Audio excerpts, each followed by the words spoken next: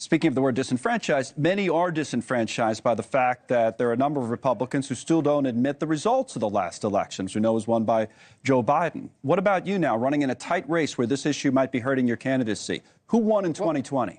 Well, I've told everybody, Joe Biden got 270 plus electoral votes. I know because I was at his inaugural and I watched him place his hand on the Bible and take the oath. The other way I know is because Pennsylvanians and the rest of the country have been paying the price ever since with Joe Biden and Kamala Harris at the reins of power. We can't afford our groceries. We can't afford electricities. Our streets are unsafe and our country is under threat from our enemies. We know for sure Joe Biden is the president. You tried actively, though, Congressman, to overturn that result before January 20th, leading up to January 6th. So what would do you say now that the winner was Joe Biden? You said, he got 270 electoral votes, yeah. But do you say that he was the fair and, he was elected fairly as the president of the United States? That would be a change in your view from last time around.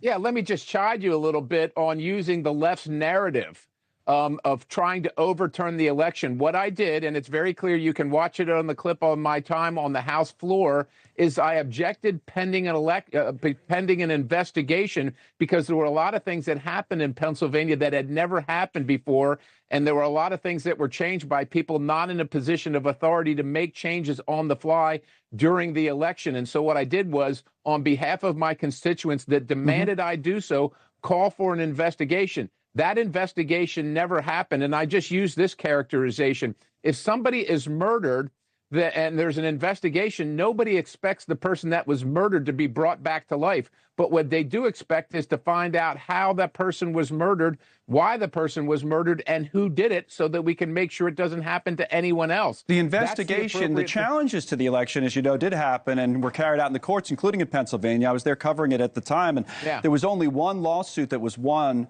by the Trump campaign out of 60-some that were filed. All the rest were either lost or dismissed. And that one lawsuit, I believe, was overturned, the result, by the state Supreme Court. So that didn't even turn out to be a victory. And the bottom line was, and still is, that there was no evidence presented of fraud to the extent that would have overturned the election. There never was. And there wasn't then and there wasn't now.